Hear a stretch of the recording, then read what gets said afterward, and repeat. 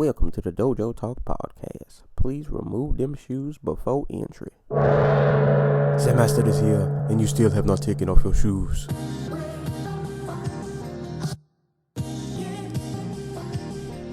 Yeah.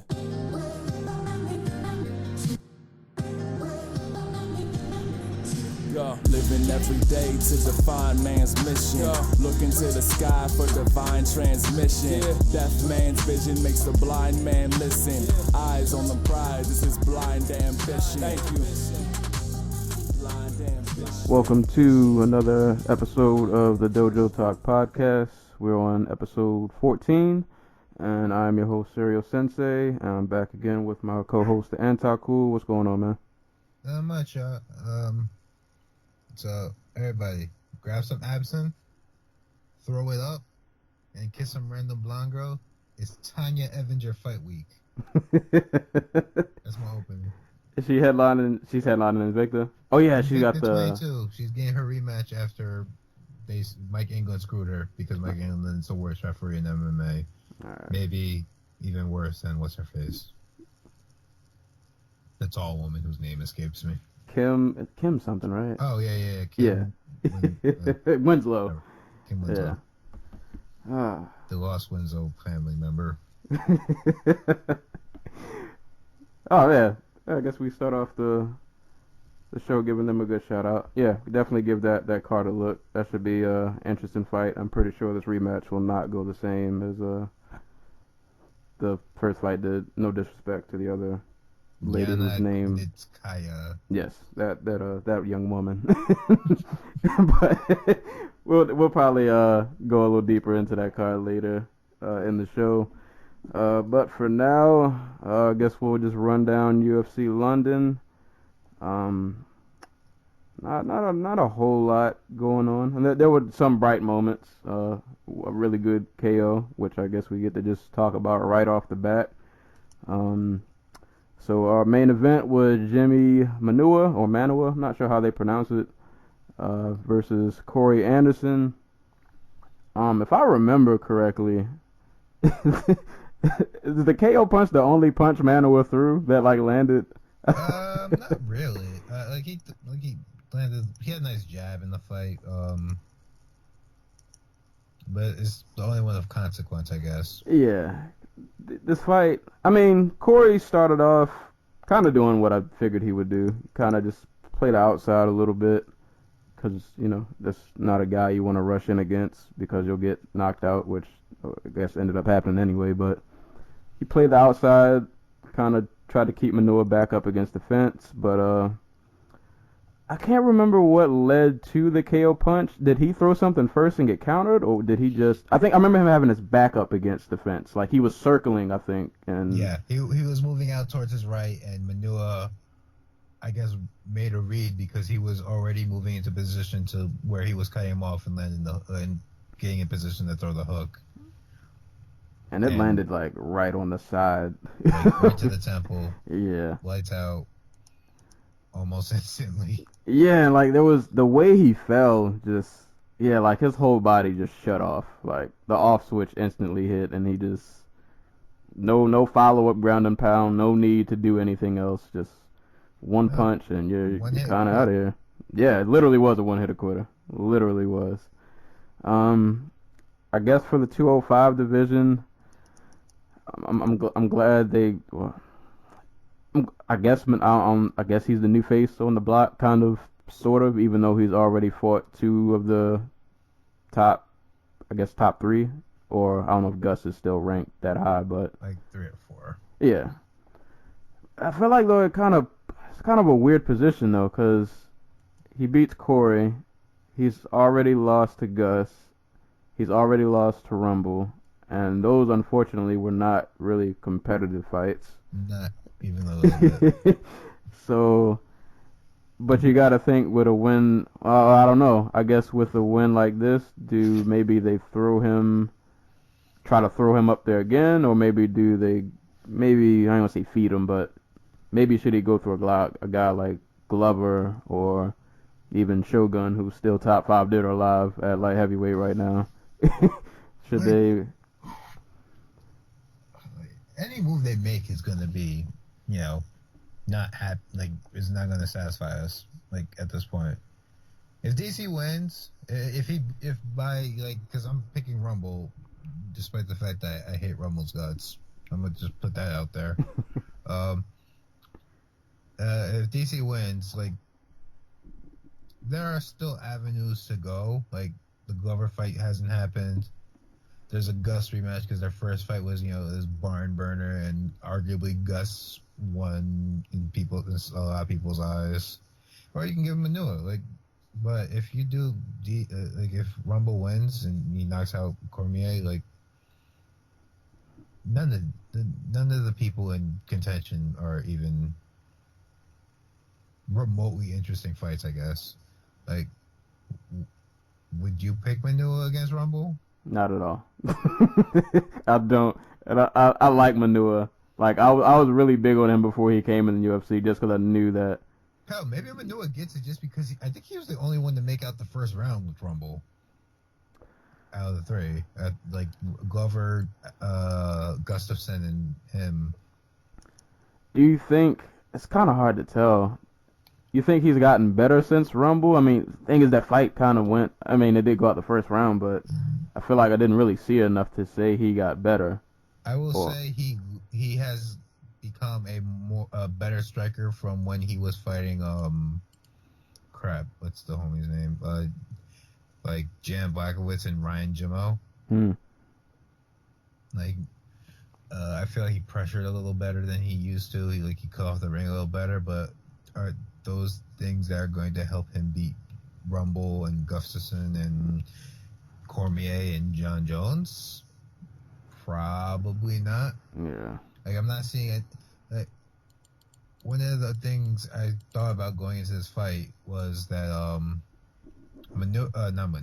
Corey Anderson, he's billed as a wrestler, not a very good wrestler, like, not a very powerful wrestler. Like, this is a guy who struggled to take down Shogun. Like, and his shots are not, like, he tries to go for the Frankie Edgar knee tap. Frankie Edgar, I'm going to just blitz through you because I'm so fast and I'm always moving and you can't tell when I'm changing directions. Like, that type of deal. Right. And it's just not for him. His build doesn't work like that, I guess. And I don't think physically they were talking about how strong he was on broadcast. I'm like, I don't think he's that much stronger than your average light heavyweight. Yeah, he's not gonna muscle around anybody. Yeah, that's not happening. He's not going to muscle anybody, and he wasn't. I'm not sure if that's a good test to see where Manuwa's wrestling is at right now. I'll say now I'm looking at the rankings. I feel like the only fight I would want to see is the Glover fight. Yeah, that's a fight. That's the fight to make for Manuwa, and if he can win, you can pass it off as you wouldn't even have to pass it off. It would be a top 5 victory, and he'd be considered maybe not an elite light heavyweight, but just below that. Yeah, he'd be, as far as the rankings go, he'd be worthy of, like, if they gave him a title shot, I feel like you couldn't really argue against it. Exactly. But at the same time, I kind of like that Glover Gustafsson matchup. Man, you know whose fault this is? Dave Branch was here. Dave Branch. You could have been a hero, man. We're gonna blame him for anything that goes wrong in 205. When John Jones pisses hot again, it's all your fault, Dave Branch. Right. Man, yeah. What could have been? The things that could have been. But we could have had Jimmy Manuwa versus Dave Branch. We could have. And then we would have really known where Jimmy Manuwa was. Who knows? With the way this sport goes, I mean, 185 look like it's kind of clogged up right now. We got Rockhold talking about he wants to fight Redoom, so you never know. Maybe Dave Branch goes to 185, sees the chaos. Maybe Gegard Mousasi just ices Chris Weidman, and Weidman realizes that he doesn't have a future at 185, and he's just like, fuck it, I'm going to 205, I'm going to reinvent myself, going to learn how to fight, I'm going to, get stop killing myself to make 185 so I can fight for 5 rounds. I'd be for that, actually. I mean, before any of these dudes moved up. Are you kidding me? Yeah. Like, yo, Romero at 205? I take Rumble versus Romero. That would be like the most freaky-ish, athletic superhero. It's like Meat Mountain versus Meat Mountain. Right. All right, yeah. They need to hold a meeting then. We need to start like a Twitter. I don't even have a Twitter, but we need to get a campaign for some of these guys to go up to 205 because, yeah, I mean, middleweight's getting a little crowded up top. Maybe we can move a body here or two, put them in another division, take some of the clog away. Well, at the same time, I understand these guys' pain because I take anybody in the top 7 over Michael Bisping. At the same time, I pick Michael Bisping over anybody in the top 15 at light heavyweight who isn't in the top 5, with the exception of maybe Manuwa. Like, I take Michael Bisping over OSP. Yeah, his fall has been had high hopes for that. I mean, he's not too late to turn it around, but my whole thing with him is he just never left his camp. yeah, man, he's loyal to that Tennessee crowd, or he trains in Tennessee, right? Because I know he played football there. I'm pretty sure. I don't think he ever left. It's always the big guys too who are loyal. Like, they're either really loyal or they just move around so much that you don't get a sense that they're getting the best training possible. Like, they're just egomaniacs who are just hard to work with, or they're just so loyal to who they're with, they never get to like a good place. After that Manuwa debacle, he had at least had a second thought at some point. But yeah, I guess not too much else to talk about that fight. Kind of just one hit a quitter. Props to Manuwa, got a big win at home. After, right. You know, he had the stage against Gustafsson, couldn't do it. Got it here. Yeah. Made it right. And albeit, even though he's lost to some of the top people already, anybody who's a somewhat fresh face in 205 has my support. So we'll see who they pair him up with next. So that division is too much going on, but they'll figure it out. Hopefully, something good comes of this, and if not, it's all Dave Brandt's fault. Okay. But I didn't know this was the co-main event. Okay, so co-main event. I forgot this was even a co-main. Gunnar Nelson and Alan Joban. For some reason, I thought the co-main was something completely different. Yeah, man, Gunny looked pretty good out there. Gunnar Nelson looked like Gunnar Nelson, and that's both very good and very bad. Yeah. Like he has moments. Like when I see him fight this good, like he's really loose and he's real precise, and you already know when he gets you on the ground, pretty much like he did in this fight. Once you get on the ground, it's not a lot of people. Who's gonna get back up, or yeah, unless you're Damian Maia, but or Jorge Santiago. Yeah, so. But yeah, man, he looked good. This was a pretty fun fight. That ending sequence though, that straight, I can't remember if it was a right or a left. It was just a straight right hand into like a head kick, I think. Yeah, and like the straight right, like Joe Ban just looked like he was in no man's land when the straight right landed. And then the head kick was just icing on the cake. And then like Gunnar literally just dragged him down, like most people probably would have went for just ground and pound. Let me get a TKO. He literally just dragged the man down by his neck, so he could get the choke. Oh yeah. Like, there are just parts of Gunnar Nelson's game I really don't like. Like, primarily on the feet. Because there are just large swaths of the fight he'll give up because he wants to land that right hand so much. And he got it here.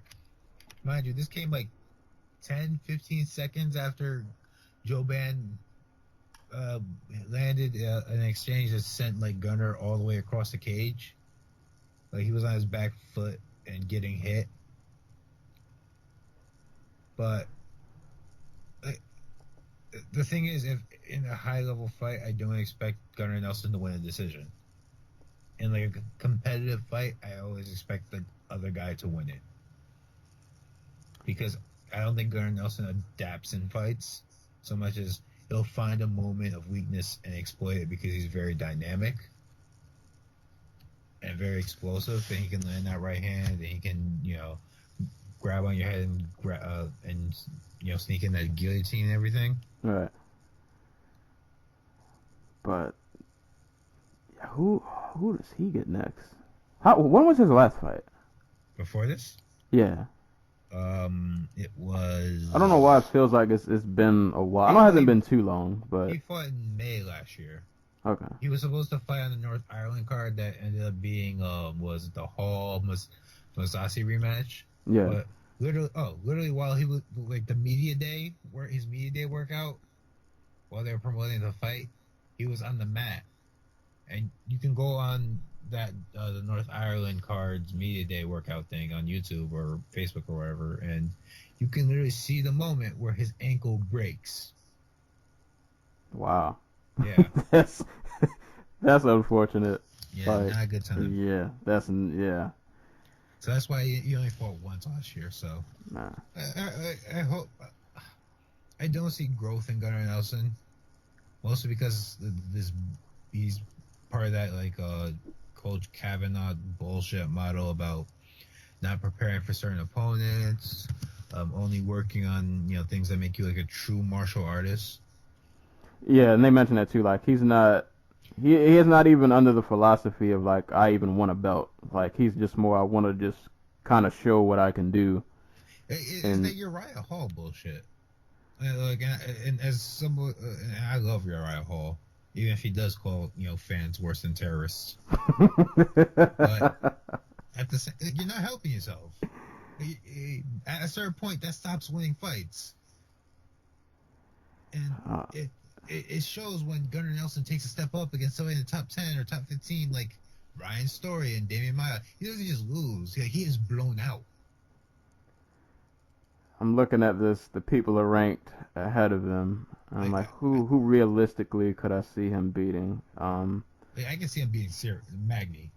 Yeah, Magny's I was gonna the type of say guy who's made to be beat, but at the same time, I feel like Magny would be winning the fight up until he lost it, until he got taken down, until he got until Gunnar landed that one right hand that just put him on Queer Street or something. right. Yeah. I'd like to see him fight Donald Cerrone. That'd be a fun fight. I think that'll be fun, but I think that's one of those fights where if Gunnar doesn't capitalize early, I think Cerrone just ends up kind of smoking him. Yeah. But that's the fight I want to see. I want to see Gunnar Nelson put in a position where he's dragged into these later rounds and he's forced to do something to get the win. That would be a fun, not even just style clash, like personality clash. It's like Gunnar is like stone cold, no emotion, win or lose. He looks like he just doesn't even really care. And Cerrone, Cerrone's just Cerrone. Yeah. Yeah, I'd love to see that fight. I'd love it if they rebooked the Don Young Kim fight. Because that was the fight he was preparing for back for the North Ireland card before he had. That would be fun. Because I think Stun Gun, as long as Stun Gun doesn't get caught with anything, Stun Gun would probably drag him into some deep, make it a nice ugly fight. Yeah.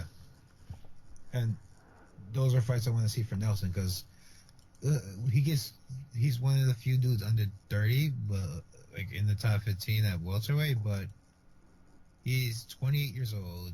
Has been fighting since he was for 10 years. 10 years is May. Theoretically, he shouldn't be getting much better. We should be seeing the best Gunnar Nelson. And beating Alan Jouban is really impressive. Don't get me wrong. But I don't see the mechanisms for him to climb up and be beating the guys like Stephen Thompson and Tyron Woodley and Damian Maia anytime soon. I think for him, I think matchups would depend for him. Matchups, just preparing not even preparing the right way, but having a game that's set on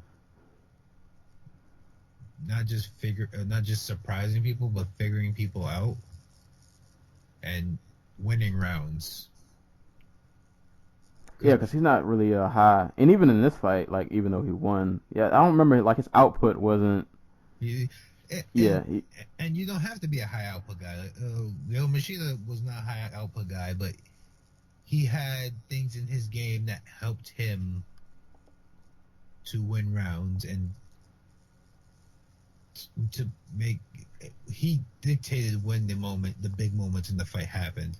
right. I don't see that in Gunnar. We'll see. I'm trying not to be overly negative because Gunner's like a supreme talent. Like, Right. I think it's kind of. I think we both think he could be higher than where he is right now. yeah, Like his talent and where he ranks don't match up. Like he should be higher than he is. If not even like, where he's ranked, but like how he wins fights. I Right. guess. Because who was it? The Zach Cummings fight? Like Cummings was taking it to him before he got taken. Before he got the takedown. Or was it the right? He got the right hand in that too, and then he got the right hand, took his back. Like Cummins was taking it to him. He almost lost. There are people who argue he should have lost the Santiago fight. Like, I don't know. I just feel like Nelson should be ahead of where he's at this point in his career because he's so one of the good. yeah. And He's that weird case where like I keep tabs on him just because like I want to see is he gonna have that big like breakout moment where it's like okay this guy's ready for he's ready for a belt or he's ready to make that run for one. Yeah. But yeah, it just kind of hasn't happened. Like you see flashes of brilliance, but I will say though, his ground game, as long as you're not Damian Maia, is gonna give anybody. Oh no, he is the second best grappler in welterweight by far. So he's got that going for him, but yeah, just sometimes I don't think he puts it all together. But yeah, hey, two fight win streak, ranked currently number 9. Y'all gonna say the road ahead of him is not getting any easier? the bodies are getting older, so there's that. Yeah, but hey, you could have said that about Maia. Like what, 37 years old now, something like that. Yeah, he's a wild man though. Like even these older guys are still. I mean, who would have thought in 2017 Damian Maia is a top 3? You know, I guess it kind of makes sense. And Maia's got a style that'll carry over a couple of years. Yeah, that people can't handle. I wouldn't mind seeing Gunnar and Condit if Condit still wants to fight. Yeah. If I don't want to talk about that, it's gonna hurt me. I'm down for wherever. I'm down for wherever Gunnar Nelson madness happens because he's a fun fighter to watch. Yeah. Despite my grievances with, he'll figure it out. He's got. I think he'll at least make it to that big fight. If he wins it, is yet to be seen. But yeah.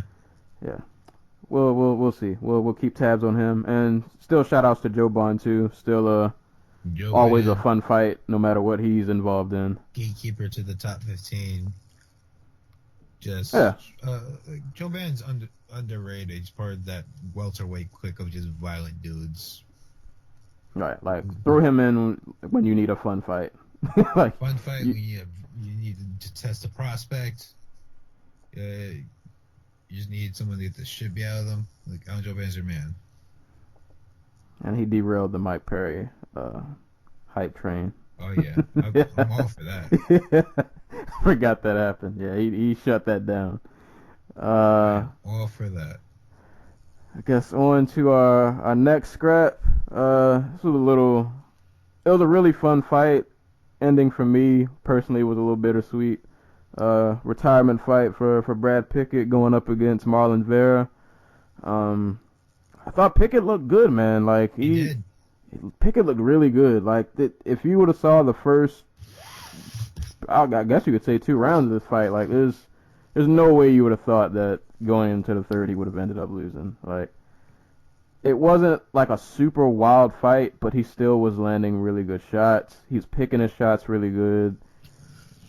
I mean, Marlon was returning fire. I don't want to make it seem like it was really one-sided, but like Pickett was clearly, like it looked like he was about to earn a hard-fought decision that you could clearly say that he won. But the third round happened. He got caught with a really good head kick. Like, I remember them playing the replay, and they just played the sound, like the slap that it made when it, like, hit him on the head, and then he got followed with ground and pound. Pickett wasn't happy about the stoppage, but I guess the ref thought he had had enough. And, Brad Pickett's a true professional. He understands when old people's time, when it's their time to go, you gotta put the young guys over. Yeah. For all this, we talk. You talk about Brad Pickett as a striker. He's always been more of a primary wrestler, especially like back on the UK scene. And we saw it here. He was taking Vera down in the first 2 rounds, and that's where he was mostly dominating. He was having success in the pocket. But Vera was landing kicks. And in between the second and third round, Mike Thomas Brown was telling Pickett, just keep it on the feet. You're doing better than him on the feet. Don't give these people something to remember you by. Probably not the most honest idea if you're trying to win a fight. Like, I understand where he was coming from, and I think that's the way Pickett wanted to go out anyway. Yeah, go out on the shield. Yeah. Go ahead. I'm really happy for Marlon Vera. That's what I was gonna say. Like, bittersweet that Brad lost, but still a good kind of heartwarming story with Vera winning also. Yeah, like, for people who don't know, Chila Vera's daughter was born with, I want to say a muscular disease or something like that, where she can't smile. And most of the money Vera has made from fighting has gone towards a fund to get his daughter a surgery so she can. And he was also, during that big earthquake in Venezuela that was toppling buildings and stuff. Was it Venezuela or was it Ecuador? I can't remember. I can't remember. Let me check real quick because it's from his home country and I should probably know this. Ecuador. It was in Ecuador. A couple, like last year or the year before, he was begging the UFC for a fight so he could donate his purse to, a recovery fund for that, for the victims of that. So, like, he's a good guy. You can't not root for him. Yeah, and he was like... And this is his big marquee win. Yeah. Like, being the first guy to really stop Brad Pickett on strikes. And he was, like, basically in tears. No, literally he was in tears. Like, he had a lot of respect for Pickett. Oh, yeah. No, he cried for Pickett when Pickett got on the mic and was just... And it was a magical, tear-jerking moment. And yeah. Shouts to him. Yeah. It hurt. But it was a good moment. It was a good moment. It was seeing Pickett just leave his hat in the cage. Yeah. And, I mean, albeit he wasn't like a champ, but good career nonetheless. Like Brad Pickett is... he was a gatekeeper to the bantamweight division for a very long time. Right. Where if you beat Brad Pickett, you were ready for a title fight or a title contender. Right, yeah. Like, he was Henry Barra's second to last fight before he fought for the title. He was, he beat Mighty Mouse, his biggest win in retrospect. Who else? He was the guy for a lot of guys, basically. The get-over guy for a lot of guys. And then, I forgot he's from England, right? Yep, UK. Yeah, like, in terms of, like, MMA fighters from the UK, he's probably one of their, like, all-time greats, without question. Like, before Bisping won the title, I was saying Brad Pickett's right. Ever come out of right. the UK. And his fights, from all the ones that I remember, even going back to, like, WC, his fights are always fun. Like, he's always a fun fighter. Absolutely. Yeah. So, shout out to both of them. It was a good fight, heartwarming, tearjerker. One of those, just like a real special moment in MMA. I guess rounding out this main card, which was only 4 fights, which I would like to say I love that. I really appreciate the 4 fight main cards. Please keep doing them. Yes, let's keep doing that. Arnold Allen and Makwan Amirkhani had a nice, fun, high-paced scrap. Amirkhani came out with, what did he do? He didn't do like a flying kick. He did something crazy. They tried to, and Arnold Allen like had it prepared for. Yeah, like he came out ready to go, and pretty much just went buck wild in the first round. Just completely emptied out the gas tank. And then, yeah, by the second round, you could tell he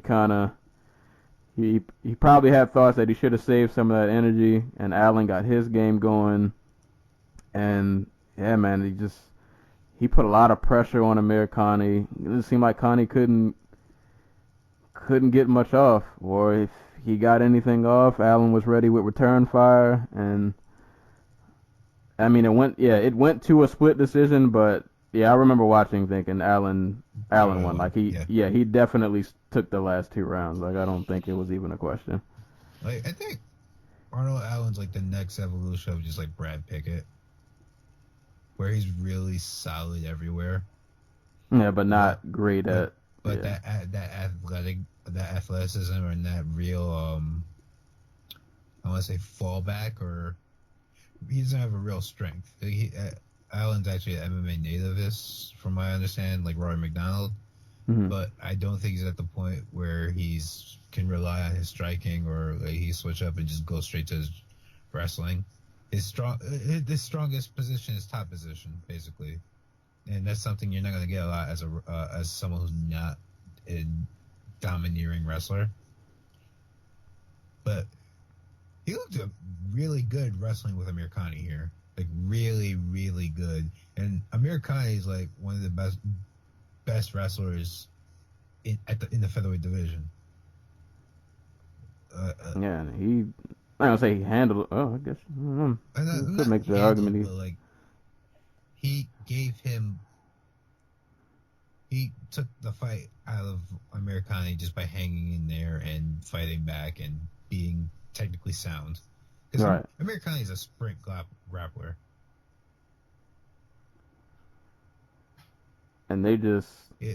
I mean, I'll give Amirkhani, even though he kind of gassed out after the first, like, he was trying. Oh, yeah, no, this like, isn't like Allen blew him out the water. Yeah, like, Connie completely emptied out the gas tank, like, but Allen just had more, I guess. Yeah. Allen's a grinder. Like, he will be in the fight until the bell rings. Right. And even then some. He's a tough kid. He is fun to watch, and he's really good in the clinch. He kind of, I don't know if the comparison's right. He kind of reminds me of a Darren Elkin-ish fighter, kind of, sort of. He's Darren Elkins with more dynamic offense. Right, yeah. Like not so heavy reliant on the wrestling, but if he needs to use it, it's there. Yeah. Yeah. But he's probably not going to have a great comeback. See if he can put himself in the books like Elkins did. His first fight in the UFC, he lost 2 rounds and then got the submission in the last round. Oh, man. Who was that? Who did he beat? Alan Omar, was it? Okay. Omar? Let me see. Yeah, like I knew when he fought. Like I kind of remembered him, but I wasn't completely sure. Yeah, Alan Omar. Okay, yeah, he won by guillotine. I really like his game. He's got a nice little streak going. Yeah. And he's only 23. Yeah, exactly. Like I'm saying, he doesn't have a real strength yet. 5 years from now, he could be the best striker in the UFC, maybe. Right. Who knows? And I forgot, who does he train with again? I want to say he's splitting time at ATT now. But I think he trained at like crap. I have no clue, but I think he's splitting time at ATT, so he's only going to get better. Yeah, I would say either way, at 23, the sky is pretty much the limit. I will. Okay, all right, yeah. So he's got good coaches around him. I will say, albeit that division is No, actually, I think I heard he left TriStar because he felt like they were stifling him. oh. Maybe I'm just making shit up. I don't remember. Either way, good young talent. Yeah, definitely Really like a really talented, really really well-rounded really well-rounded guy to keep an eye on. Wow, that was the main card. All four Yep. fights. But we're not done with this card yet. Oh, wait, Two he's a prelim. TriStar dude. Okay. And speaking of Yeah, TriStar, yeah. Uh-oh. What's going on? no, we have Joe Duffy. Oh, Joe yeah, Duffy yeah. was the guy who left TriStar. So, yeah, this was the Wait, no, I'm making shit up again. the They left TriStar. Because there was somebody who was training at TriStar who left because he felt it was Tom Breeze. That's who it was. Who didn't fight on this card. He was supposed to. Oh, okay. All right. I was gonna say that the curious case of the who defected, but It was GSP all along. but yeah, the feature. This was the feature prelim bout, I believe. Yes. Good old Joe Duffy. I can't say the last person to defeat Conor no more. That statement is no longer true. But he's one of the people that has beaten Conor McGregor versus Reza Mad Dog Madadi. And yeah, this fight was pretty much what I thought it was gonna be. It was awesome. Yeah, Duffy throwing lots of hands. Bloody lot. battered the crap out of Mad Dog. Yeah, I mean, props to Mad Dog. Like He survived. you know, yeah, a lot of people have like those nicknames, but like he's earned that nickname. Like he was bloodied up and just eating combinations like nobody's business, and he was not ready to back down like at all. But yeah, Duffy, man, this He is I know. such a good boxer. It Yeah. was ridiculous. And yeah, I mean, I know he lost the Poirier fight. That was a tough one, but yeah, like when I see hands like this, like I wish I want to see him kind of get another crack at somebody in like the upper, like just and to give him another big name. Cause yeah, when I see fights like this, when like the footwork is good, the hand speed is insane, combinations are there, and it's like He's not even a bad. He's a very good defensive fighter too. Like I paid good money to see Joe Duffy versus Conor McGregor too. yeah, I'm I was telling you. gonna say the announcers were kind of throwing it out there, and I feel like, well, in terms of rankings, of course, it wouldn't make sense, but rankings are what nowadays? Who really cares Yeah, if about? Conor wants to fight Joe, if Conor wants to prove that he could beat Joe Duffy, he's going to fight Joe Duffy. Yeah. There's nothing the UFC can do to stop him. Yeah, and I mean that would be, and yeah, for people who haven't, if you don't know Duffy or haven't kept an eye on him, like Duffy versus Conor would be an awesome fight at this point. Yes, like no build up, no nothing. Joe Duffy is ready for like top 10 quality fighters. Like the only thing that might not hold up is his wrestling. He's not even a bad defensive wrestler. He's just not a particularly good one. He's not a particularly good scrambler. But like, dude, you telling me Joe Duffy can't beat I don't know, who's in top 10 at lightweight right now? Yeah, I was gonna say I think I would pick Duffy over Casilla. Are you telling me Joe Duffy couldn't beat Beneil Dariush? Dariush, yeah. Dude, or Michael Johnson? Like Johnson, yeah, like those are really competitive fights. I feel like they I'm surprised they didn't try to like, well, I guess yet to be seen, because with him and Conor's history, like I'm surprised they haven't tried to maybe build him up more or faster to maybe kind of push that fight just to. I think it was the Poirier fight, and then this fight, well, not this fight in particular, but he was supposed to fight in North Ireland, and there was this big fallout with his contract. He didn't get, like, they were renegotiating. He wasn't getting the money he wanted, so they canceled that fight, and now this was the last fight on his contract, and now he's a free agent. No, they better not. Letting him go would be such a mistake. It would like if Duffy goes to any other organization at 155, you're possibly looking at a champ. If Duffy versus Chandler. Oh God, Yeah. that's a sexy ass fight. Yeah, the UFC would be insane to let this dude go. This guy, but at the same time, it's becoming more clear by the week that the owners of the UFC don't understand what makes the UFC so. Why hardcores are so dedicated to the UFC, despite the fact so many of them seem to hate everything else about the UFC. You know? Yeah. Like, how many top 10 fighters have we lost in the past month? Peace to Lorenz Larkin, but he's on to bigger and more lucrative things, apparently. he's on to title shots. Oh, Yes. Yes. You leave the UFC and you go to Bellator and get a title shot. Hey, he just beat the number 4 guy, now 4 or 5 guy now, Jorge Masvidal. Yep.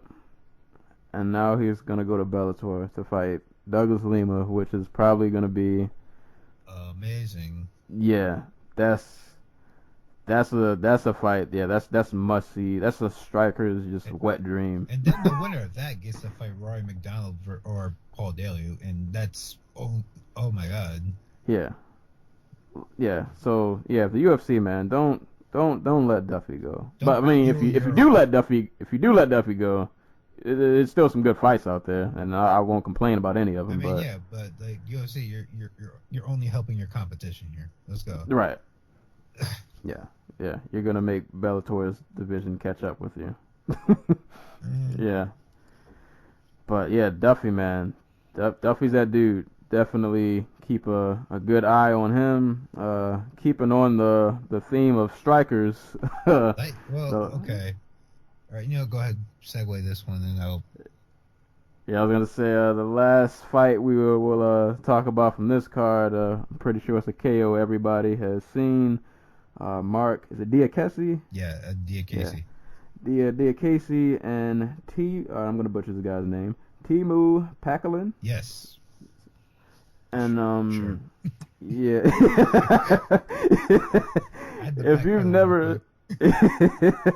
If you've never seen Mark fight, just imagine a video game character. Basically. And it's pretty much what you got. Like, this dude just Not like freakishly. Uriah Hall video game character, like I'm going to push the spam button now. Video game. Right.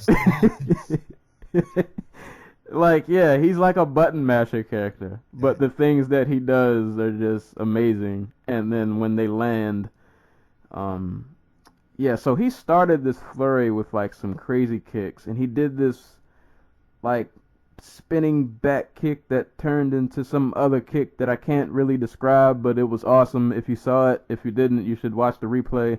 Really, this entire fight was probably a replay because it only lasted like 30 seconds. Yep. And then he lands this just thunderous right hand, and like it took, oh my God, like I don't know if it was like a delayed reaction, but it took Timu a long time to fall after that. Like, he was in suspended animation in midair. The man did not realize he had been hit, and Right. the fight was already over. And it was just a nasty, just one punch, get him out of here. Like, And then, yeah. sorry. Wait, here it is. All right.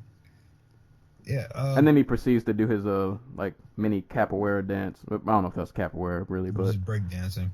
yeah, at the end. So everybody keeps saying that what's his name? Diakese is a striker. Primarily, the way he got through like the regional scene was just literally him picking dudes up and throwing them on their ass. He has a few of the, I think 2 or 3 of his last fights before he got to UFC were like really quick 30-second knockouts like this one. But he is primarily like a wrestler. Like who's he? Did he fought in his first fight in the UFC? Yeah, I was gonna ask. He's undefeated in the UFC, right? Frankie Perez. No. His first fight was Lucas Sedge West. What? I can't say that guy's last name. Yeah. So we even saw in that fight where he literally picked Lucas up and just like body slammed him like this was the WWE. They picked him up, turned him upside down, and just dropped him on his head. And this dude is only 24 years old. He is one of the best athletes in the UFC. Just pure, just not speaking even of like technical ability, but like drop him in, I don't know, a combine or something. He'd probably lay the board. Yeah, this guy, freak. There's really no other way to describe it. And he's only getting sharper. Right, and he's only 24.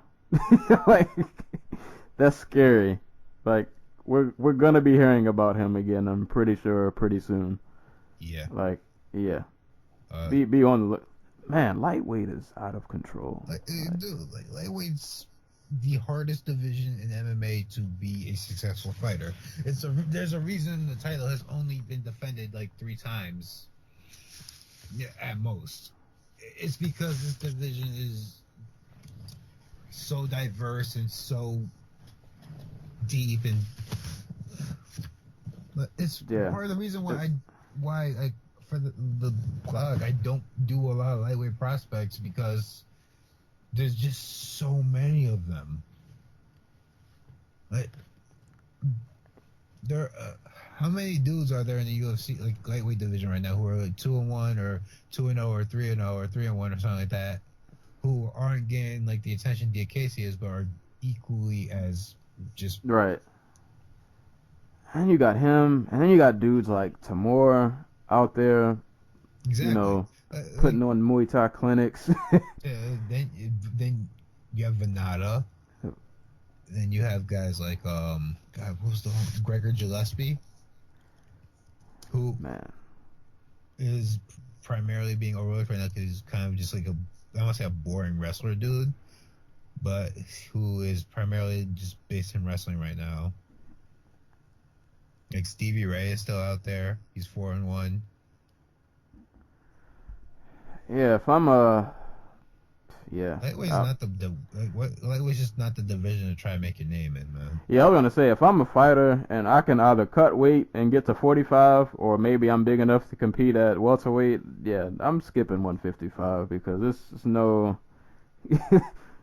Like, you could like pick like the top 30 and there are no gimme fights. Exactly. Like, unless you get the perfect style matchup, there's nothing given to you. You have to earn it.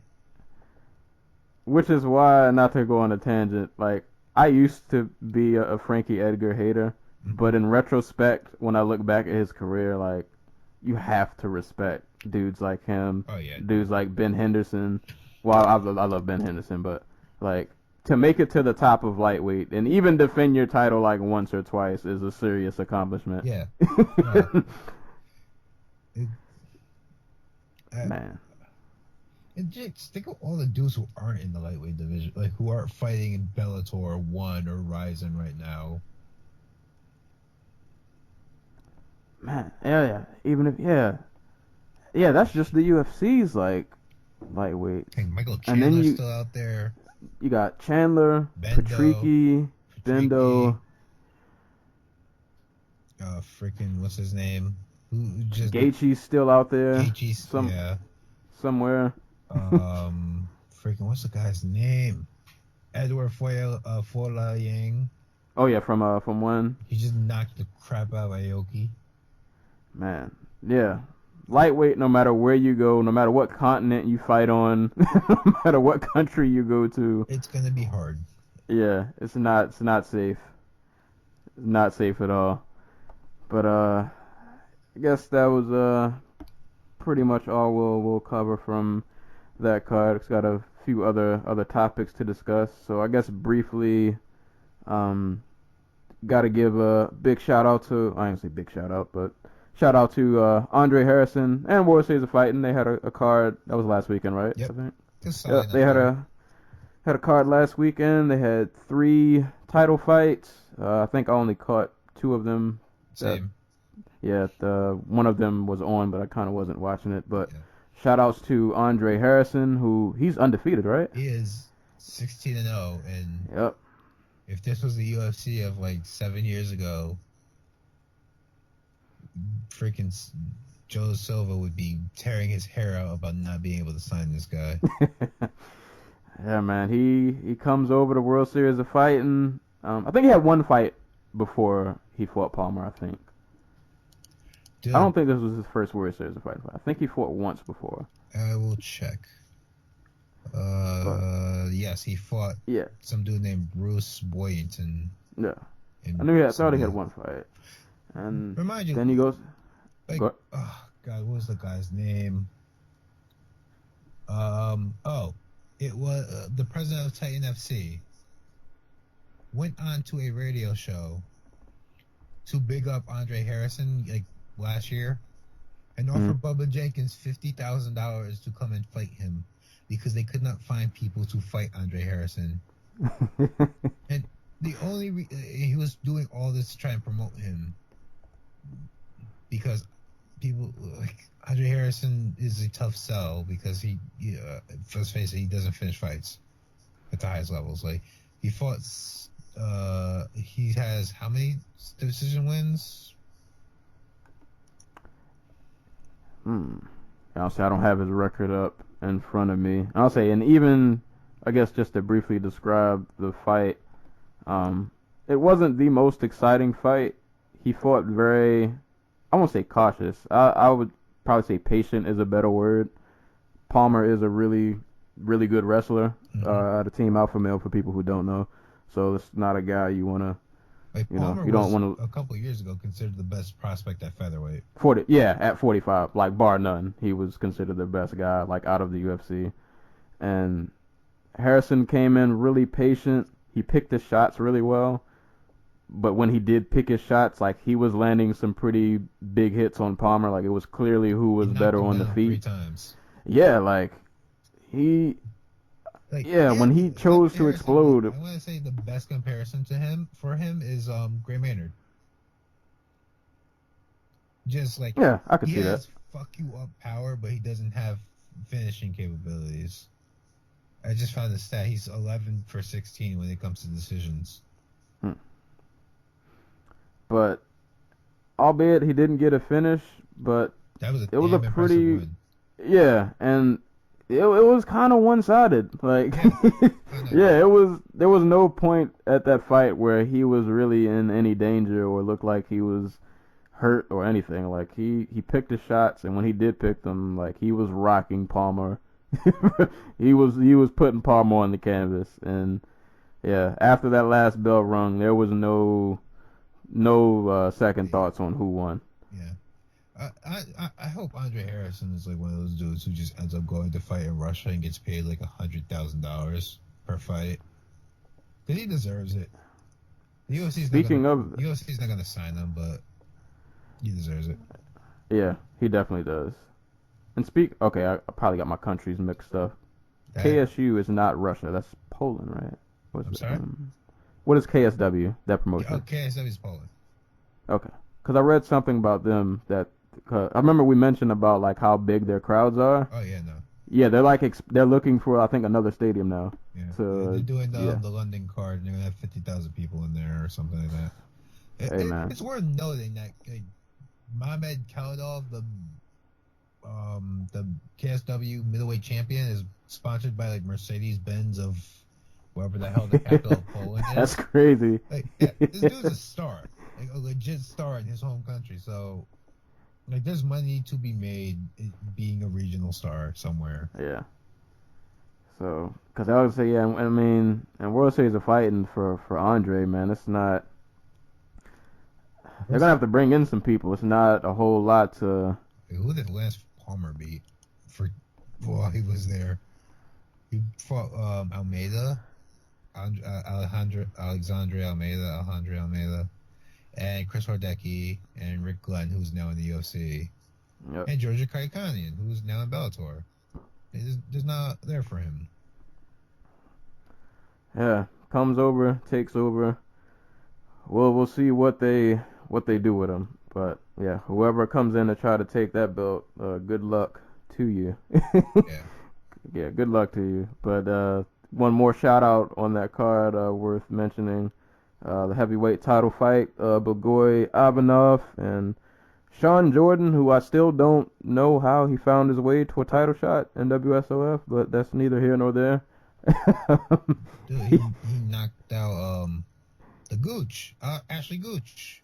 Okay. I was like, yeah, when I saw the title, I was like, I didn't realize he was, I don't know. I guess I just wasn't really keeping tabs on him, but yeah, he made his way to a title shot. He managed to keep Blagoy, kept his back against the fence for a while, but This is how Ivanov fights, really.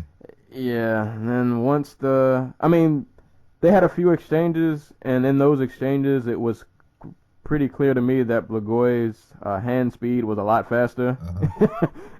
Like, it wasn't really close. And then I believe the ending sequence was Blagoy laid that right hand, and then he saw that Sean Jordan was hurt, and so he just blitzed the crap out of him in the fight. Yeah.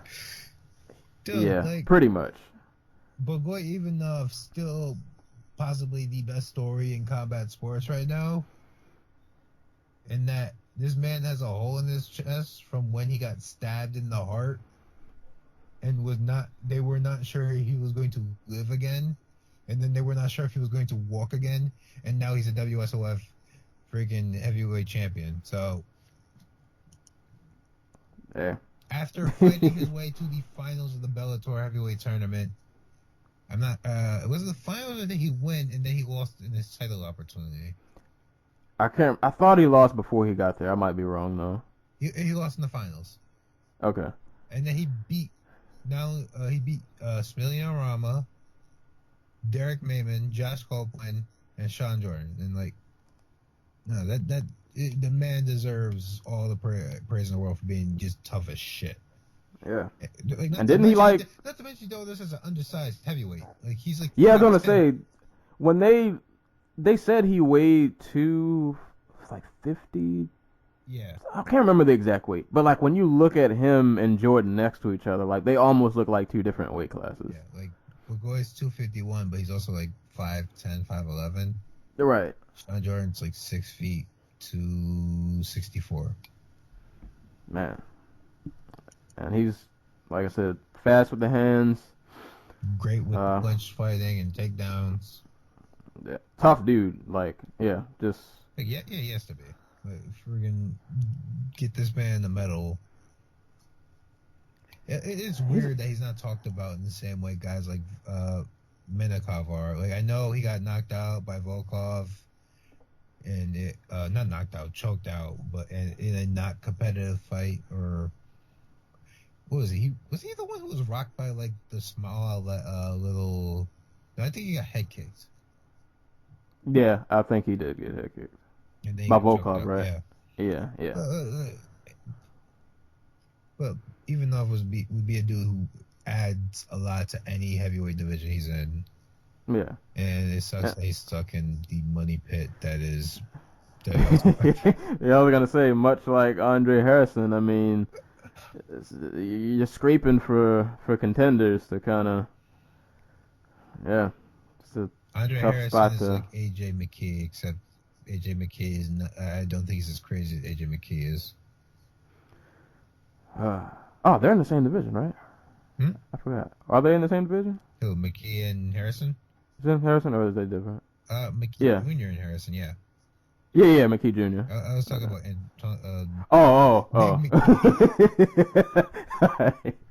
I was like, hold on. Like 49-2 and still getting an invite to the UFC. But yeah, man, shout out to those two gentlemen who are holding it down outside of the UFC and Bellator. Yeah, like definitely top prospects out of the UFC worth keeping an eye on, who would give anybody a good run for their money if given the opportunity. Yeah. Especially Harrison, but sucks. I guess it really sucks about Harrison. Like, he's so talented, and I get that he's not the most fun guy to watch, but sucks. Yeah. So I guess now we kind of got a myriad of ways we can go. So, do we care about the Triple G fight? I mean, I care. Do you care? Or do we? I do, but then we got a lot of we got a lot of MMA happenings. Like there's a lot going on in the world. Really quick, like 2 minutes. Triple All G right. Jacobs. I scored the fight for Jacobs. I think it was the best he's ever looked in his career. I had 7-5 for Jacobs, so I think he won by like a point. I'm not angry that Triple G got the card. All the cards were close. I think one judge had it like 114 to 113 for Triple G, which means he gave 6 rounds each, which I think is fair. I scored it. I went back and scored it. There were 5 rounds I thought were definitive for Jacobs. 4 rounds I thought definitive for Triple G. All the other ones were toss-ups. It was a really good fight. It was a good fight. It wasn't the fire fight everybody hoped it would be, considering the two guys have, like a 92% knockout rate between the two of them. But Right. it was a really fun. And it was a very interesting fight.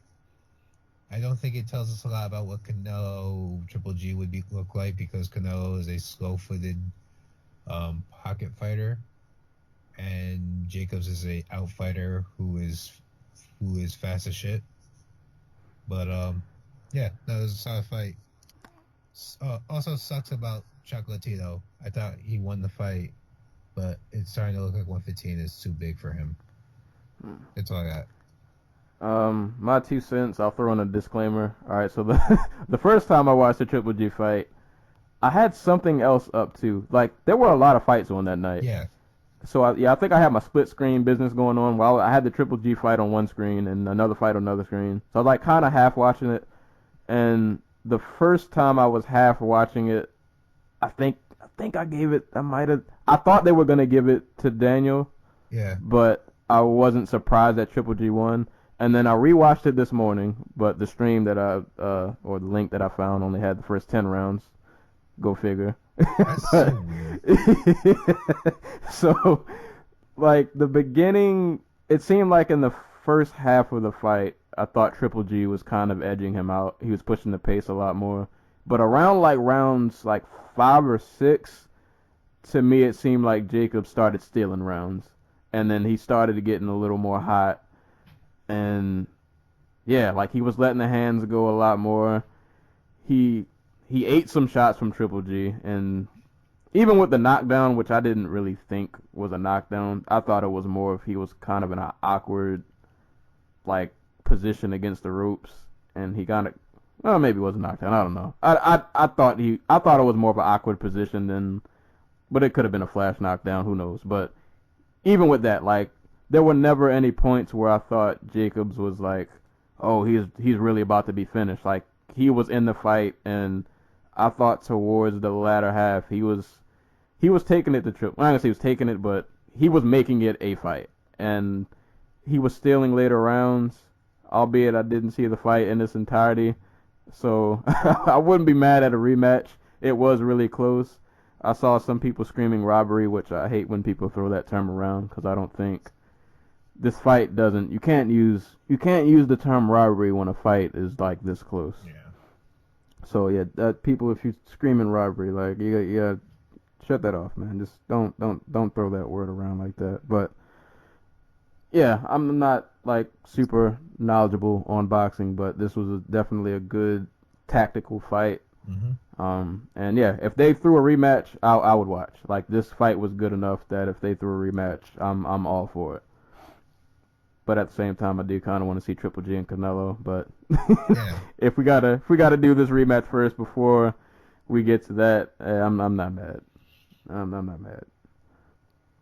And I guess Jacobs. Well, I don't really know the whole backstory, but I'm assuming Jacobs did a lot better than people probably gave him credit for. Jacobs did a lot better than people thought he was going to do. People thought like Triple G was going to go in there and just knock him out in like 3 rounds. Yeah, and that definitely did not happen. Yeah, did not happen. So yeah, man, shout out to them. And like we said, I feel like the last couple of podcasts, like, shout out to boxing, man. Like, the fights that I do get to catch or that I like have remote interest in, I watch, and this entire year they've all been good. Yeah, like, it's been a good year to be a boxing fan. Like, yeah, especially after like the last couple of years where everything has sucked ass. Like, PBC's gotten into gear, and they're realizing that there's only so much time, like so much money you can waste before you have to actually make it back. So like April's a good month. Like we got the Vasily Lomachenko, Jason Sosa, Anthony Joshua is fighting Klitschko. Oh god, like it's gonna be too late for anybody who's going to be listening to this, but like tonight, Thursday night, Marlon Esparza is making her debut on ESPN, her pro debut for Golden Boy on ESPN2. So check that out on replay or something if you didn't see it live. Like, it's just a good year to be a boxing fan. it's a good year to be combat sports. Yeah. In general, Yeah. there are good fights no matter what combat sport you're watching. Good scraps are going on everywhere. We're a little over an hour, but I want to get into a few announcements. Some good, some not so good. Some amazing. Some amazing. I'll let you carry this. Do we want to talk about BJ or are we gonna go to Bellator? BJ had his time in the sun. It's all about Bellator and letting another old man have their time in the sun. All right. So just I'll breeze through it real quick for people who don't know. BJ Penn versus Dennis Seaver. That's happening for better or worse. We'll find out. We won't really need to go into the depth about it, but yeah, that fight's a thing. But going on Also, to Johnny Bellator. Okay, yeah. All right, that's better news. So like we get one legit fight and then we get another fight that's Not so legit. It's something. Whatever. When I saw that fight, I was thinking like, man, we were really praising the UFC for their matchmaking lately, and then they do this, and then I'm forced to take back all the good things that I said, and blame the people who keep watching. So blame us, but blame right. Blame all the people who don't sit through freaking I don't know, a Yair Rodriguez versus Alex Caceres fight and instead tuned in to watch BJ Penn because they thought he could win. God, but I'm pretty sure we'll address this fight in more detail at a later date. But moving on to Bellator 180, their first pay-per-view in quite some time. It is a mixture of a few interesting fights and a few other fights that I am not so happy about, but I don't know. You lead this. Which fight you wanna dive into first? All right, I say we just read them all. Okay, so so main event of this Bellator's second ever pay-per-view will be Chael Sonnen and Wanderlei Silva.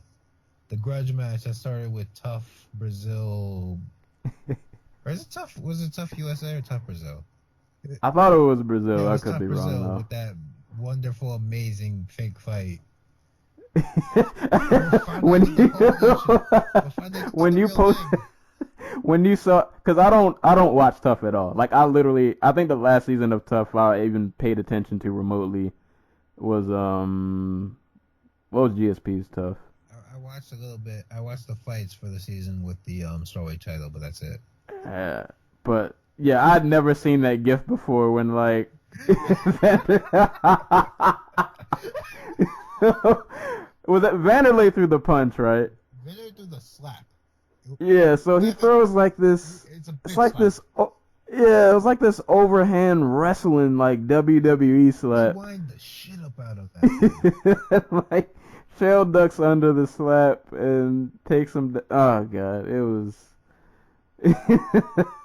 That was shameful. Just. It was amazing. It was. It was amazing and shameful at the Shawn same Michaels time. would be proud.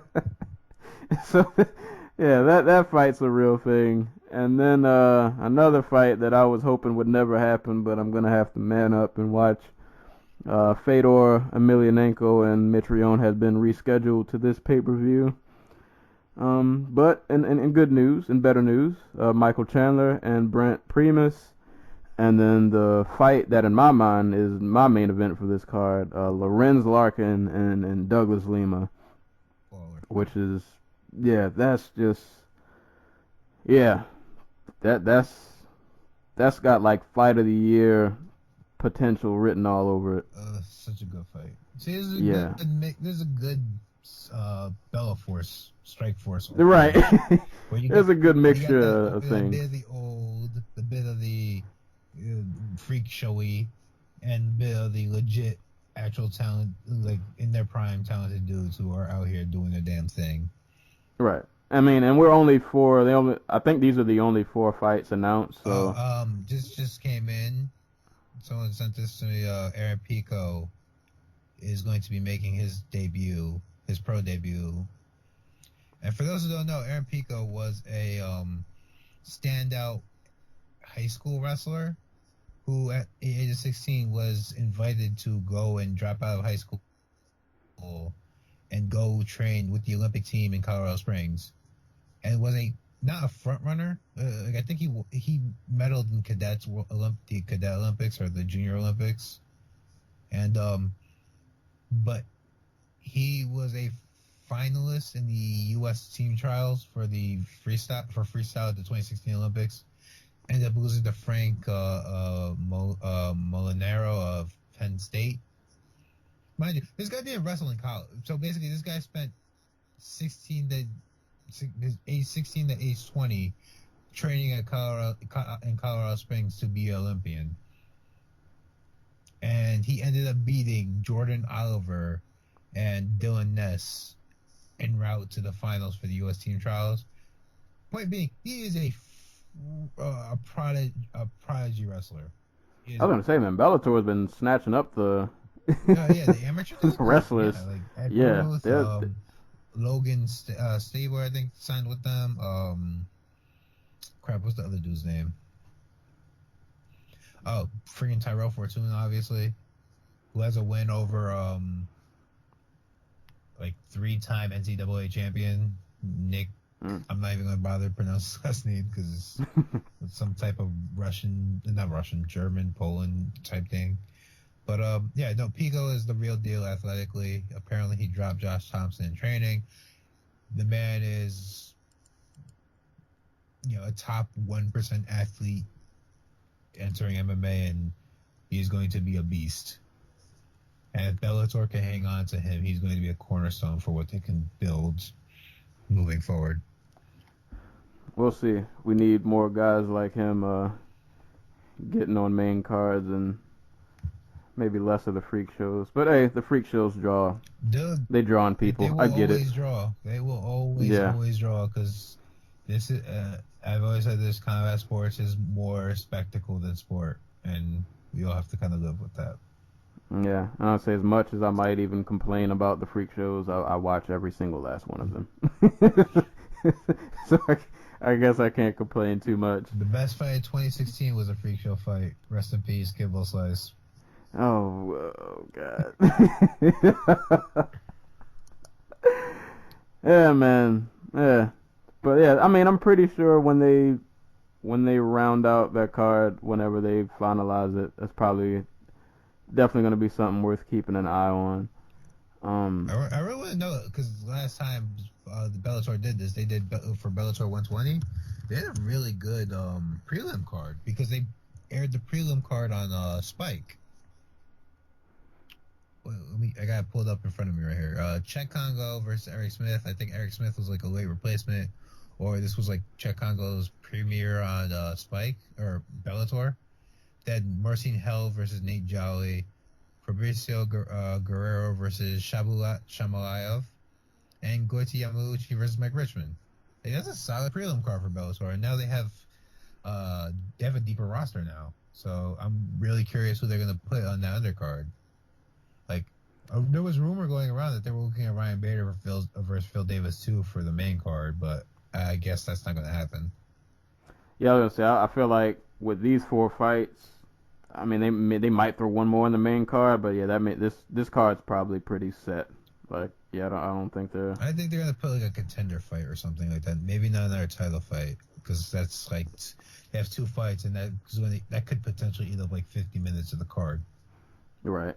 So they're probably gonna put not a freak show fight, but maybe they'll pull Herschel Walker out of retirement and they'll let him fight Bobby Lashley. Man, I ain't gonna lie. Out of all those, like, I guess, yeah, I wanted to see him fight again. Like, as old and crazy as he is, like I forgot how old he was, but I mean, he wasn't bad. If he's in a free fight, I would definitely watch. I feel like they're gonna get something crazy for the Spike TV portion. They'll find some wrestler. Dudes, UFC doesn't want CM Punk fighting for them. Bellator has no scruples. Or maybe we'll get oh no, I don't know if this was official. I just heard about it. Like Matt Hughes wants to fight with Gracie again. Buddy. And technically speaking, Matt Hughes, free agent, UFC fired after WWE took over. Let's go.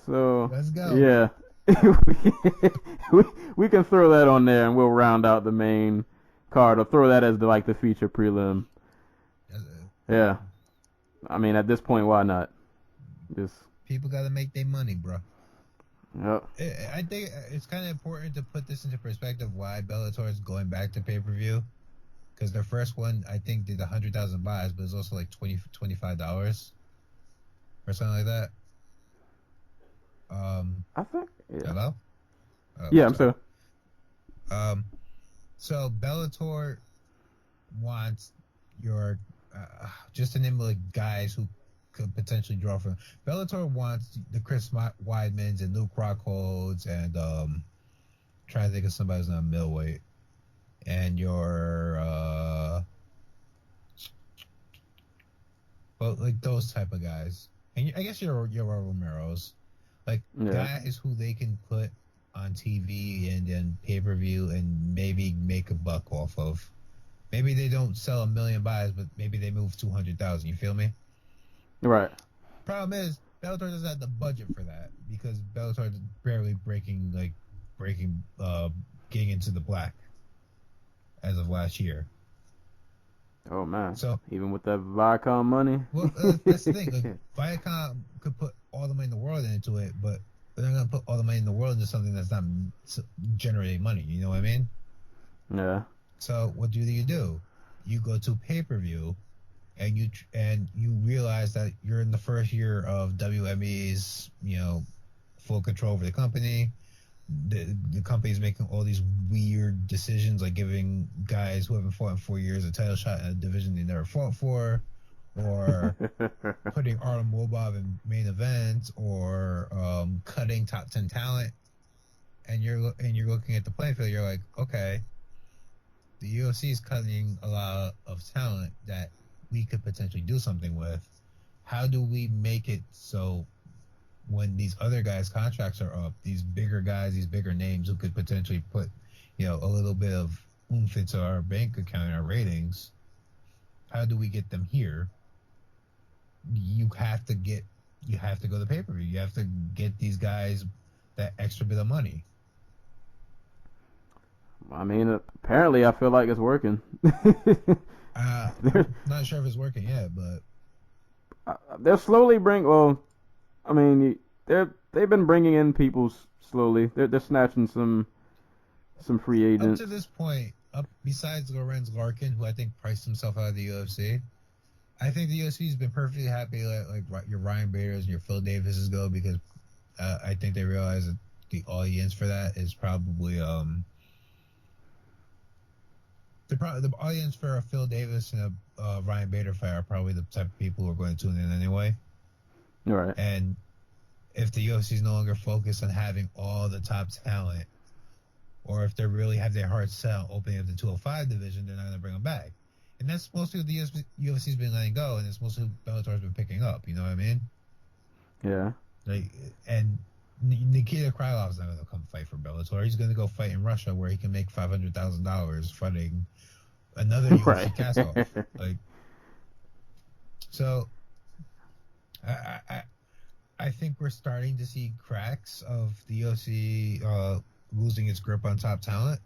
I'm not sure if they reaffirm that grip or if they're fine just letting these guys drizzle out. I think Joe Duffy will tell us a lot. Yeah, I was gonna say, because I feel like Rory and Larkin told a lot, but yeah, I think if Duffy goes, I'm gonna start my Strike Force 2.0 chance. Dude, Duffy, like considering that the Bellator is like they just did the card in North Ireland. That's a place Joe Duffy would have done big numbers in. Yep. So who knows? Eyes on Joe Duffy. He holds the fate of the he holds the fate of the MMA world. Yeah, he is the leaf that we follow to see where the tide is going. Yep. Man, I forgot that you said does he have one more fight on his contract? No, he's or? free agent technically. I think he's in his negotiating period with the UFC. I'm not sure how long it lasts. But Oh man. if we don't hear anything about that soon, who knows? Yeah. Strike Force 2.0 is coming. I'd be happy. Dudes have more places to work. Yeah. That's a good thing. Competition is great. Especially when you're an employee. That is true. That's One, I can't remember. I want to give her a shout out. Did we talk about Clarissa Shields last podcast? I can't remember. I can't remember if her fight had happened when. Yeah, it happened after it happened the day before the Kelvin Gastelum fight. Okay, so we probably did talk about. If not, hey, shouts to Clarissa Shields. Yeah, well, you're right. If not, first premium network woman boxing card by a woman in like in a decade. I can't remember which, but shouts to her. Putting on a clinic. Beat the shit out of somebody's grandpa. Put on a clinic. Just. Oh, shouts to Katie Taylor, who fought last weekend and also 2012 Olympian, also looked amazing. Also is out here elevating the game of women's boxing. Moral of the story is combat sports is winning. Oh, absolutely. Right now. Yeah. Oh, another fight I just saw get announced. I guess I'll just throw this out there real quick. Joseph Benavidez and Ben Nguyen will be fighting in New Zealand. Oh, win. My bad. Always say Nguyen. We'll be fighting in New Zealand. UFC Fight Night 110. BoJack Horseman.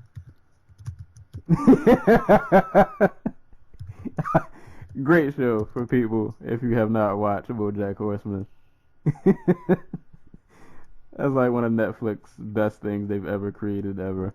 I think the UFC thinks Joe Benavidez is like on the he's on the downswing athletically, and they're just going to keep throwing young guys at him until somebody fucking just knocks him out and they can sell that guy as the guy that beat DJ. I mean, and I love Joey to death. Absolutely fun dude. But yeah, but I guess if you're the UFC, I mean, what else with the lack of, yeah, I mean, he got. I know it was a split decision, but I thought he got beat pretty damn soundly in the first fight with DJ, and then the second fight he comes out after this big KO winning streak and just gets destroyed. Flatlined. And he's the only dude to ever be destroyed like that by DJ. So, what do you do? Like, you just gotta keep hoping for the best. On that same card, Dad Bod makes the return. Dad Bod gonna take it to Brunson, bro. He's going all the way to the top. He is.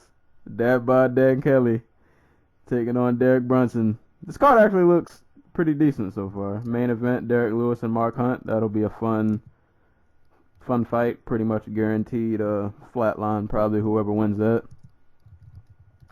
And then we got John Moraga versus Ashkin Moore. Okay, I'm not going to say your last name. But yeah, so they got 4 fights announced for this card so far. So wait, ride motherfuckers like Kane, smoke motherfuckers like O-Dog. John Moraga. Chicano John. Yeah, so lots of... I move that we only refer to John Moraga as Chicano John from now on. Yeah, I'm down for that. And I feel like he would be down for that. Hold on. I might be thinking of somebody else. Did he put out like a rap video? He was part of a Phoenix rap group's rap song, Rada and Rich Rico featuring Chicano John, Kane, and O-Dog. I never heard it, but I thought that was him. Amazing. It's It's everything you expect a hip hop video between a dude's name, Ryder and Rich Rico, Yeah, I'm and their gonna have to MMA look that up. friend. What do you think? I can't ride motherfuckers like Kane, smoke motherfuckers like Rico. That's the hook. You gotta send me that link, or I have to find it. Uh, Like after we're done, I gotta. I'll find it. Yeah, I'm gonna have to look that up.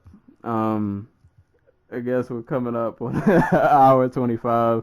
My I guess pardon shot real quick. This UFC 211 card, man, just Pretty.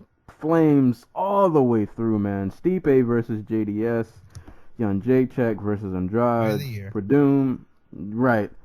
Verdum, who doesn't have an opponent yet, but it doesn't even matter. He's on there, so Damian Maia versus Masvidal, Alvarez and Poirier, Cejudo and Pettis, Frankie Edgar and Yair. Dave Branch finally comes to save the day against Christoph Christoph Jacko. Jocko. And we Jason got James Knight Vick. and Chaz Skelly. Oh, that's on him? Yep. Man. And then you got James Vick and Marco Polo. There's so many just, Dude, this is just a great card, top to bottom. yeah, like this card is just, and this has card of the year written all over it. God. Pray to the MMA gods. No injuries, nobody hurt yourself, no pullouts, nobody died trying to cut weight. I will say, for the most part, these are all guys besides Cejudo who make fight day. This isn't like, Cain Velasquez. Right. Yeah, man. This card, man. But I'm looking at this dude that the UFC signed from the Ukraine for this card, Dmitry Poberezets. He looks exactly like a Ukrainian fighter with a 24-5 record would look like. Like Nikita Krylov, where they did not look like fighters. We'll see, man. He's gonna have a. He's got Man Mountain. Say, man, he's. Oh my, wait. I want to get this right. Yep, Man Mountain himself, Georges Dunho. Oh, the guy he's fighting. I just clicked on his page. That's an awesome nickname. We'll. I feel like if your nickname's Man Mountain, man, you got to live up to that. Like, you better knock somebody out. Dude, he doesn't have to knock somebody. He just got to be brawling like Mondragon. Right. Who is? Oh my God, I forgot all about that. Mondragon versus Amir Ali Akbari got announced for the Rising card. I'm like, that's a Haas division fight, man. Just 2 slabs of meat just hitting each other. Oh man, I forgot too. Bigfoot and Minikov that's going down. Because Bigfoot's getting paid big money to go be big in Russia. Hey, And what? get your money. Dude, Go get your money. dude, Russia is big right now. ACB, Fight Nights, they all got money to spend. It's somebody else's money, but they got money to spend. Yeah, man. So this is gonna be a great year for. I can't even just say MMA for combat sports. And shout out to the Glory card that's happening that you mentioned. Yeah. Before we started recording. Glory 39 from Brussels. Cedric Dumbe versus Johan Cangolo. Sidichai versus Dylan Salvador. Welterweight and lightweight titles respectively. This Saturday. Fight Pass and ESPN 3 respectively. So, moral of the story, man. There are gonna be a lot of people getting kicked and punched in the face this year, and it's all gonna be beautiful. Mm-hmm. Albeit, we'll have to suffer through a few freak fights, but small price to pay to watch what I'm pretty sure we're gonna see some great fights this year, barring no one gets injured or anything crazy like that happens. But yeah, man, there's a lot going down. So Yeah, like we probably won't talk about it here, but my most looked to forward event this year is the World Championships for wrestling. Like they've been on like ESPN lately too, haven't they? The NCAA championships were on ESPN this past weekend. Okay. We didn't get to talk about that. God damn. Kyle Snyder is 200. Kyle Snyder, 2016 Olympian, says he wants to do MMA. He won a gold medal at the Worlds and the Olympics. He's only 20. He's literally just turned 21 years old. He's 227 pounds. Lifted up a 265-pound man by one leg this past weekend and threw him on his freaking ass. He picked him up above his head. Like Bellator probably called him the very next day. Or if they haven't called him yet, they'll like if the UFC has not UFC has invited Kyle Snyder to shows. Like that's how far along in the recruiting process he is. Like he's a heavyweight. He is a heavyweight for NCAA. He competes at 97 kilograms for international stuff. So he'd probably be at 205. Hey, 205 need you. Exactly. 205 need you, bro. He can go through 2 more Olympic cycles 10 years from now and still probably walk into the UFC and throw literally everybody on their head, except maybe like Francis Ngannou. Right, man. Yeah. So there's a lot to keep tabs on, which is good. That means we'll have a lot of content to talk about because there will not be a shortage of happenings. Like this year is just going to be really interesting. Just a whole lot playing out. Free agents jumping ship. Old people fighting. Yeah. You know I'm all about Conor the old versus people. Conor versus Floyd might be a thing, possibly. Probably not. Maybe so. Maybe not. Probably so. But, maybe not. Yeah, I won't hold my breath, but if it does happen, I guess I wouldn't be surprised. But yeah, either way, man, there's a lot. I can't wait for just the racist dynamic of Conor McGregor versus Floyd Mayweather. Oh my god. I hadn't thought about this before today, but like, can you imagine when just like, oh god. Hey man, and in the end, I'm looking forward to Breitbart writing articles about how Conor is going to beat Floyd Mayweather. I want to see how big like those numbers are going to be. Oh my god, like 3 million. I want to see. 3 million. Yeah, I want to see. How much was? Do you remember how much was Pacquiao and 4.4? I think. 4.4 million. You think that you don't think this? You think this can beat that?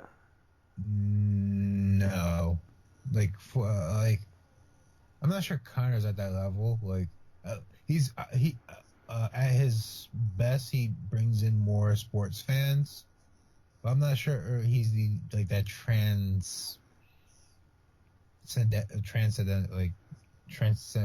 transcending athlete yet.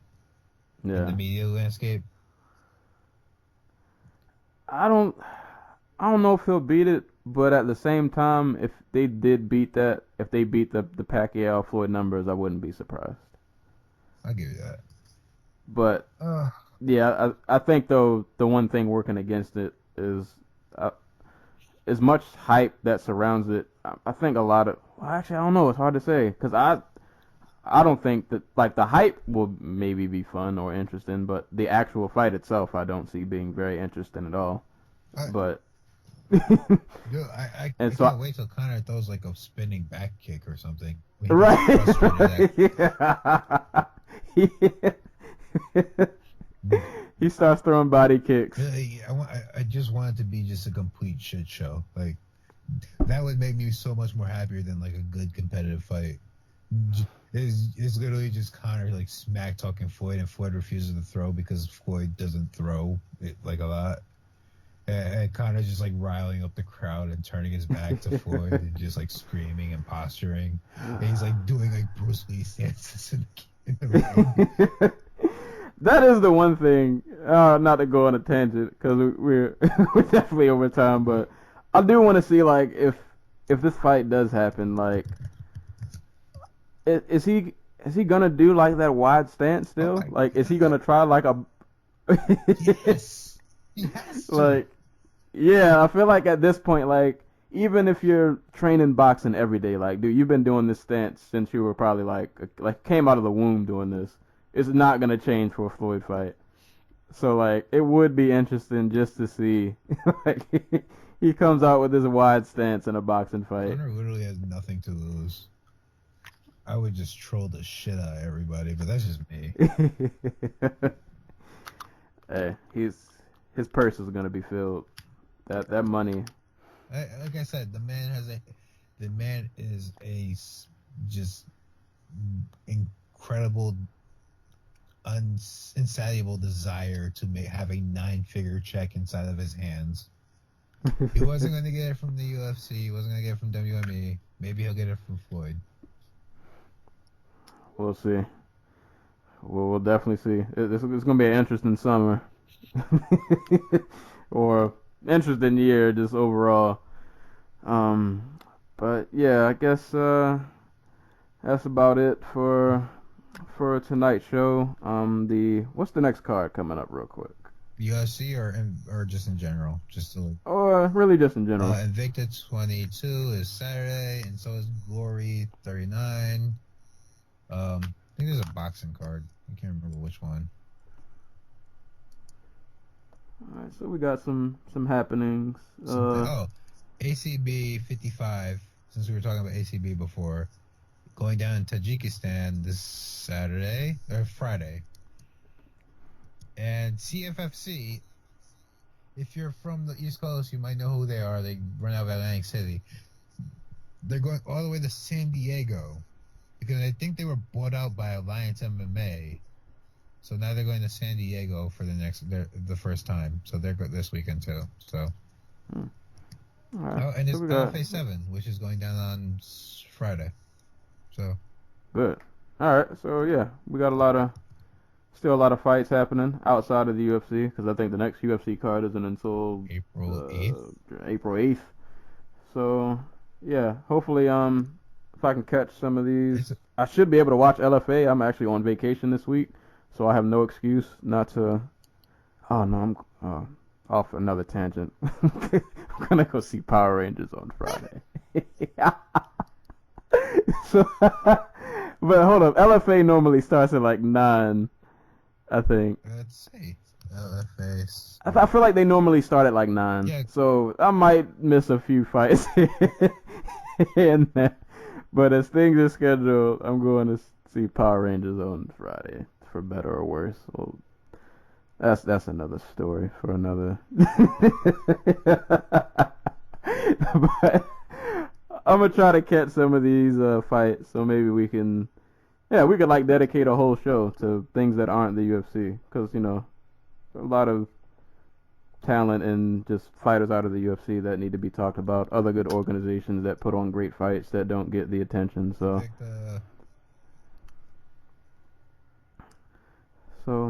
yeah, well, we'll see what happens this weekend. If I don't see Power Rangers, I'll watch fights, or I'll try to do both. We'll see how that happens.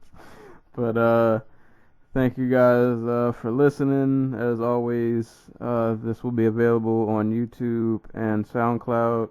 I've been thinking, I don't know my iTunes password, so I need to figure that out. But I might start throwing these on iTunes. And I'm probably going to end up making a Facebook fan page for the podcast. Maybe help increase the numbers and all that good stuff. So I'll give updates as those happen. But yeah, thank you guys for listening. Like, subscribe, reblog, tell a friend of a friend of a friend to listen. And no, go ahead. No. I was saying, and as always, I ain't forget the slogan this time. When people are getting punched and or kicked in the face, we'll be there to talk about it. So next time it happens, hopefully sooner rather than later, we'll get to discuss more fights. Thanks for listening, and until next time, we will catch you guys later.